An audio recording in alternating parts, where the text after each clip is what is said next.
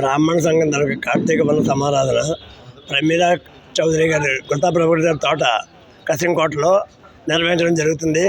నియోజకవర్గ ప్రాంతంలో ఉండేటువంటి అన్ని బ్రాహ్మణులు కూడా కుటుంబాలతో సహితంగా హాజరై కార్యక్రమాన్ని జయప్రదం చేయవలసిగా కోరుతున్నాం.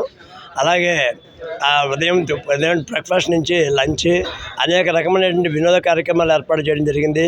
దాంతోపాటు రుద్రాభిషేకం, సూర్య నమస్కారాలు కూడా ఏర్పాటు చేయడం జరిగింది. కావున బ్రాహ్మణ బంధువులందరూ కూడా ఆ కార్యక్రమానికి విచ్చేసి జయప్రదం చేయవలసిందిగా కోరుతున్నాం. ఈ నెల 24వ తారీఖు నవంబరు ఆదివారం ఉదయం 7 గంటల నుంచి ప్రేమిలా గార్డెన్స్లో కసింకోటలో బ్రాహ్మణ సమారాధన జరుగుతుంది.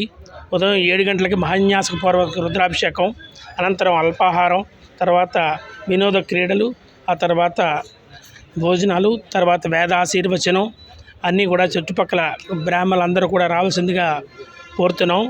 ఈ అనకాపల్లి అసెంబ్లీ నియోజకవర్గంలో ఉన్న బ్రాహ్మణ అందరినీ కూడా ఆహ్వానించాం. దాంతోపాటు మునగపాక గ్రామస్తులను కూడా ఆహ్వానించడం జరిగింది. ఈ అందరూ కూడా వచ్చి ఈ కార్యక్రమాన్ని దిగ్విజయంగా చేయవలసిందిగా అభ్యర్థిస్తున్నాం. రేపు ఆదివారం 24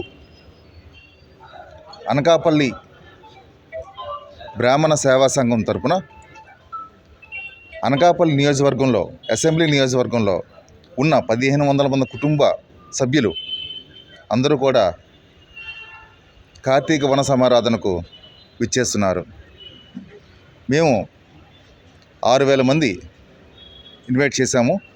ప్రతి ఒక్కరం కమిటీ మెంబర్ అందరం కూడా ప్రతి ఇంటికి వెళ్ళి అందరినీ కలిసి వాళ్ళ కష్ట సుఖాల్లో మేము ఉంటామని తెలియజేసి ఈ ఆనందంలో పాలుపంచుకోవాలని వాళ్ళందరినీ ఆహ్వానించాం.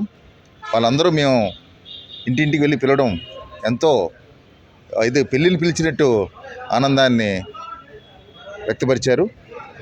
రేపు జరగబోయే ఈ కార్తీక వన సమారాధన మా బ్రాహ్మణ కుటుంబాల్లోని ఎంతో ఆనందాన్ని కలగజేస్తుంది. ప్రతి ఒక్క కుటుంబంతో మేము ఉన్నామనే ఒక నమ్మకాన్ని కూడా పూర్తిగా వారికి చేరుతుందని మీ అందరం ఆ కృషి కోసమనే ఈ కార్యక్రమాలను చేస్తున్నామని, దీంతోపాటు మా కుటుంబ సభ్యుల్లోని అనారోగ్య పరిస్థితుల్లో ఉన్న వారికి మేము చేయూతనిచ్చాము. అలాగే స్కూల్ ఫీజులు, కాలేజీ ఫీజులు మేము కట్టాము.